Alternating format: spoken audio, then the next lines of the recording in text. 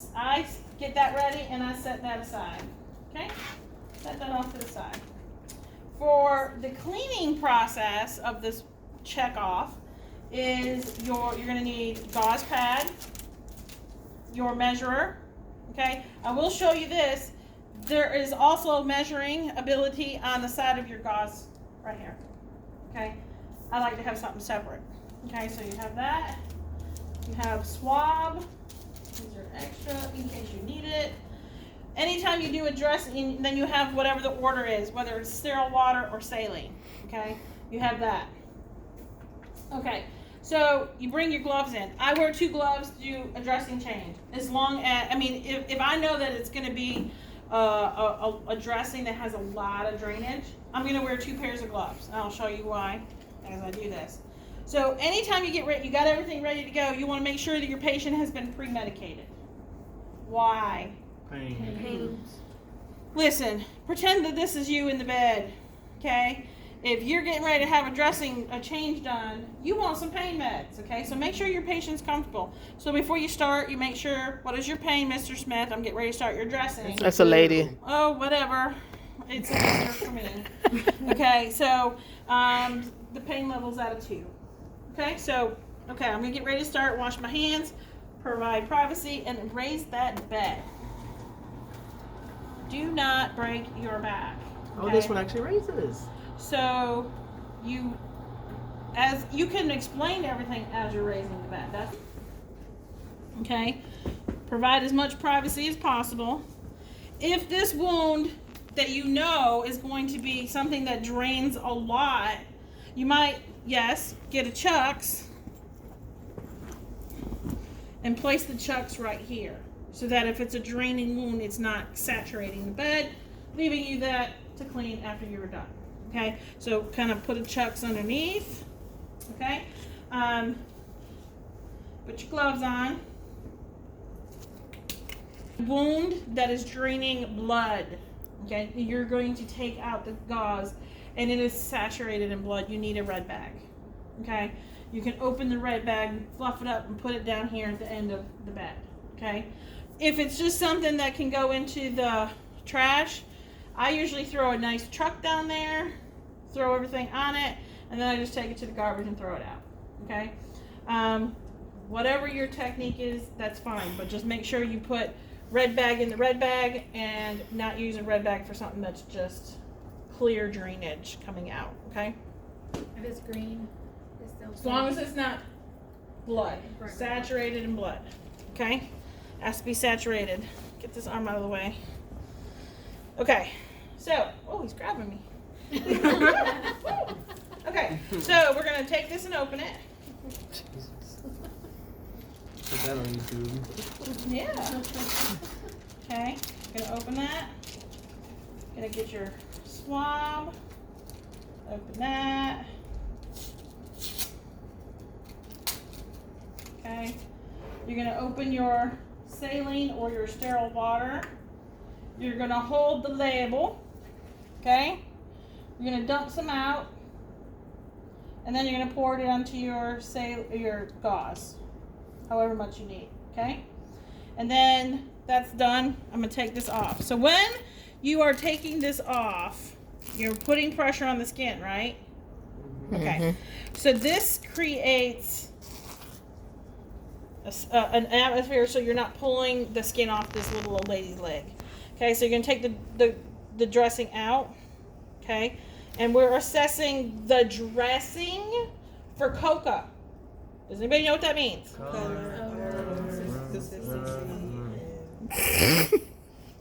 Amount.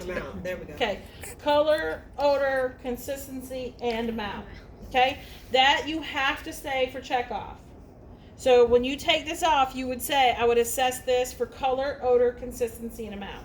Okay, then you would take it and throw it in your garbage or set it off to the side. Okay, so now you're going to take the gauze that you have ready and you're going to pretend like you have 3 of them. There's 2 here. Because we all went to kindergarten. Okay, and you're going to clean the inside of the wound first. Okay, You don't want to clean the outer edges because what happens if we clean the inside? Contamination. It's going to contaminate it. So you're going to clean as much as you need in there. Get rid of it. Get your other one away from you. Oh, or towards you. Away from you. With another one, you grab another one and towards you. What's that? Like how you do the Labia. vagina? Yes, labia? but it's the opposite. You're going to go in first, here, and then outer. Okay? All right, so that's clean. Now you're going to take your measurer. And you're going to take a swab. And you're going to poke around at this wound. Obviously, these edges are not well approximated. Okay? Because you can see that those are what? What is this black? Necrotic.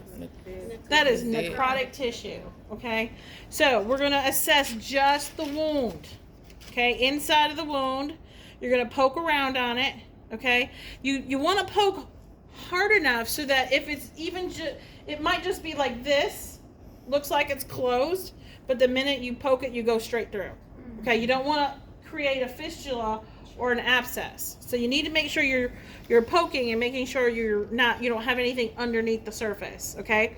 So let's just say I'm poking, and all of a sudden my swab goes like this, okay? Off to the side. Now I'm in a tunnel, okay? This tunnel is located according to the clock. The top of the clock is always toward the head, right? So if I'm here, where is this tunnel?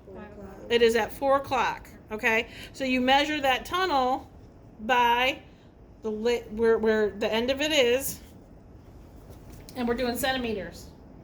So we'd say this is 8.5 centimeters, the tunnel, okay? So poke around. So to measure the wound, you always do length first, width, and then depth. Depth is not the tunnel, okay? Depth is how far this wound goes down here in this area. So we'll just go length, and you're measuring the opened areas, okay? Opened areas, which is, we'll just say 10.5. So width is going to be the widest part of the wound. So where do you think the widest part is? Probably right here. There. Probably right here. So you're going to go 2.3. You're going to poke around, and let's just say right here is the deepest part, and it goes down a little bit. And you can take it down to match your finger up to the edge. And let's just say it's like that. You measure in centimeters, 1.3. Or you can, if it's the wound edges are not as open as this one, you could put it in and just touch the side of the Q-tip or swab and have blood on the side of your swab right here, and then you can measure it, okay? So whichever way, depending on the wound, okay? So then this is length, width, depth is the deepest part of the wound. Then you would identify the tunnel, which is at what time, where's that? 4 o'clock. Okay, so then you also want to assess the wound for undermining. Undermining, let's just say we have undermining from right here all the way over to like right here. So where would that be? Undermining from, What was that? 11? 2. okay, 10 to 2, 11 to 2. So you would say undermining from 10 to 2 or 10 to 1. Undermining feels, it doesn't go anywhere. It's just a flap. So if you were to take your pinky and put it in the inside of your cheek and feel that feeling, that's what it kind of feels like when you go in there and feel it. Okay? So undermining from 10 to 2.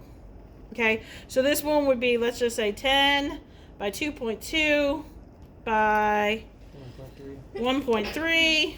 Tunnel noted to be at 4 o'clock, measuring 8.4. And then undermining noted from 10 to 2. Okay? You're also going to say about the wound, Rita. Okay? So you did cocoa for the dressing. The wound is going to be Rita. Rita is redness, ecchymosis, edema, drainage, and approximation. Okay? So you want to make sure that when you're doing checkoff, it's on your checkoff sheets. It is literally on your checkoff sheet. I'm going to say it again anyways. So when you take the dressing off, you're assessing for Rita. Cocoa. the dressing is coca, Okay. which is what? Color, odor, consistency, and amount. Okay, you set that aside. You're in your wound. We've done the measuring, length, width, depth, tunnel, undermining, and then Rita. What is Rita? Redness, edema, 1D. Drainage. Redness, ecchymosis, which is bruising, edema, drainage, and approximation.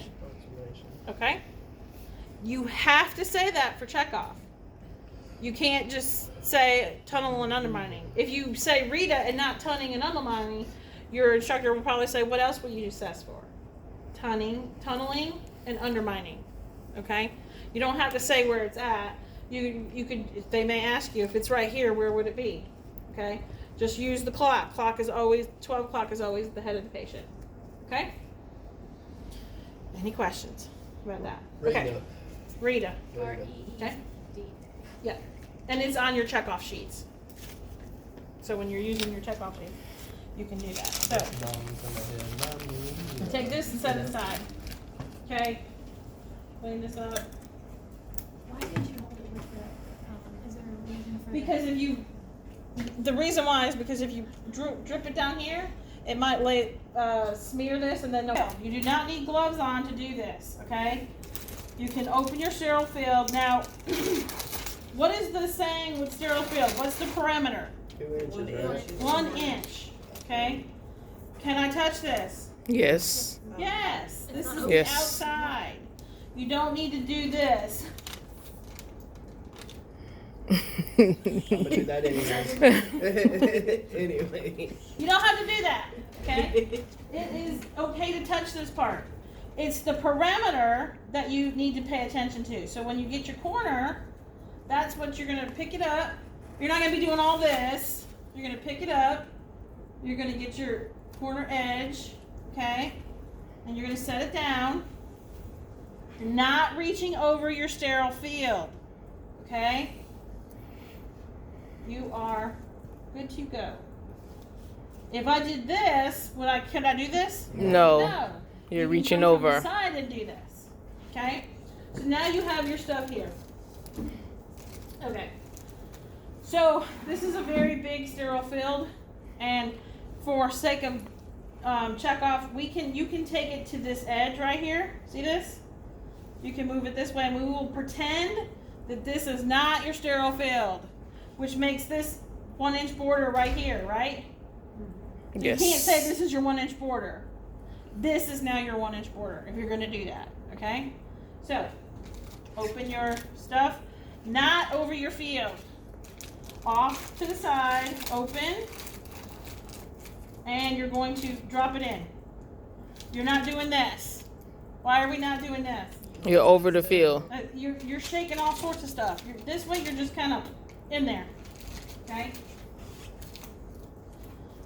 And then you do everything the same. So I'm going to show you what not to do.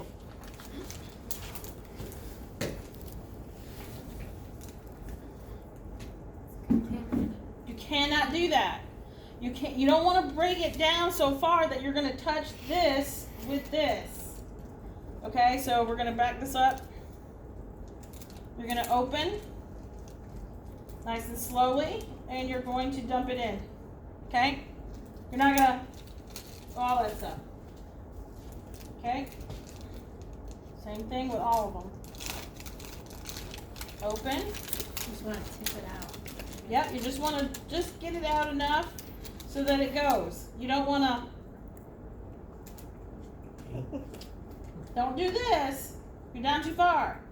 You need to just kind of. Whoop. I touched.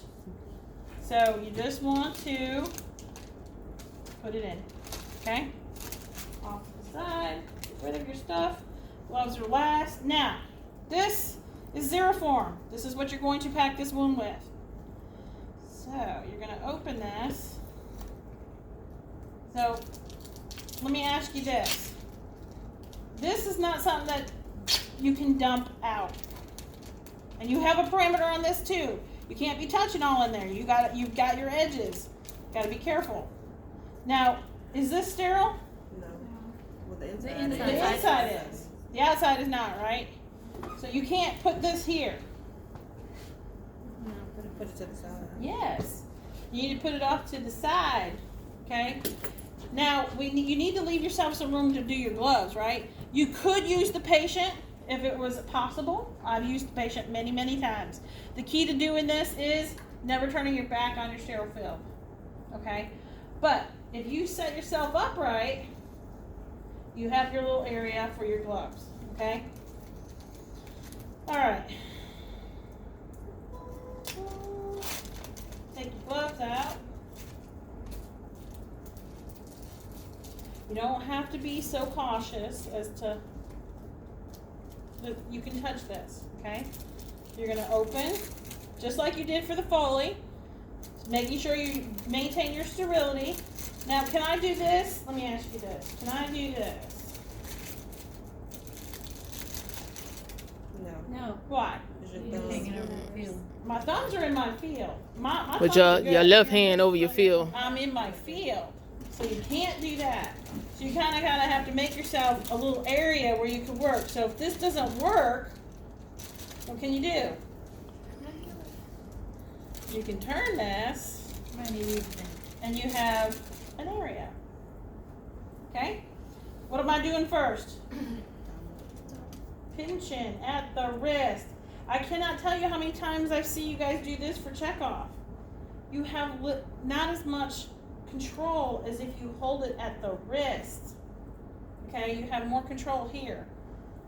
Put it in. Not like this. Hand up. Scoop. Paper's moving. What can I do? It's stuck to the paper. What can I do? You can use your other hand. Yes.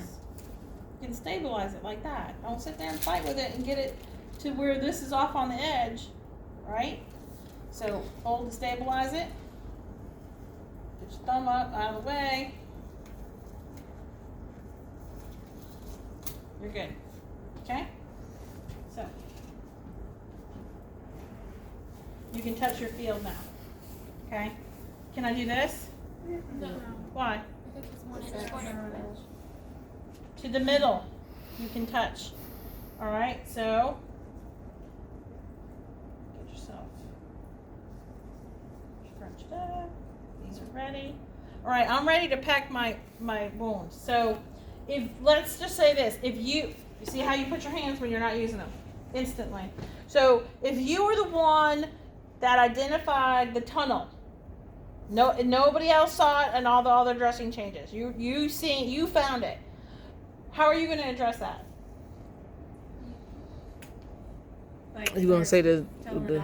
Yes, because you found it. Yeah. Nobody else knew it was there. You, by doing your probing like I taught you, you found the tunnel.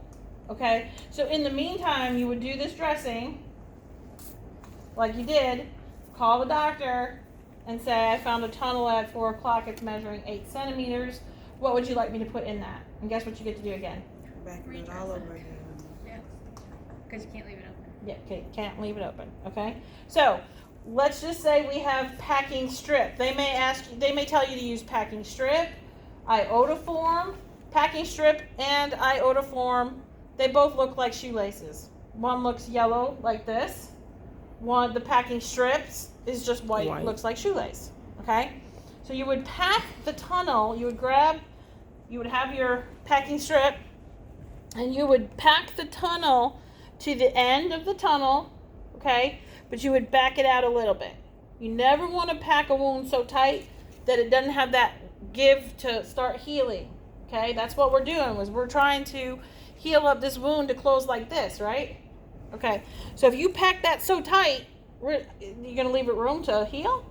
No, you're going to put it in and then you're going to pull it out just a little bit, okay? And never pack a wound so tight that you've got like something so crammed in there, you want to leave room for growth.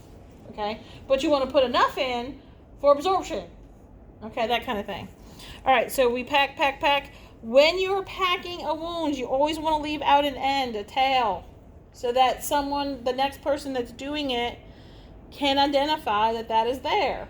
Okay? And make sure when you are charting, you identify that tunnel is there in what you packed it with. Okay? So let's say that's packed, right?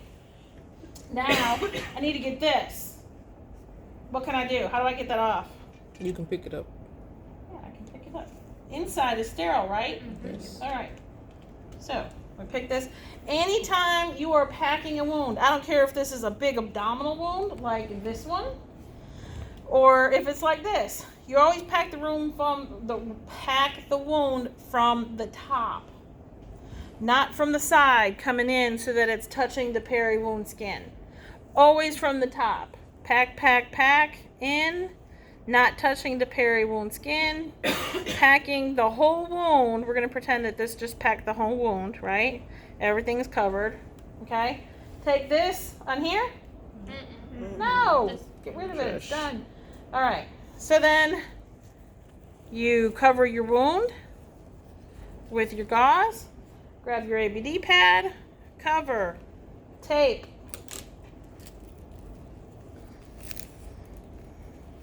I am anti-tape. I used to work at the wound center. Put enough tape on to hold the dressing on, but not tear up the skin. Okay, so put that on.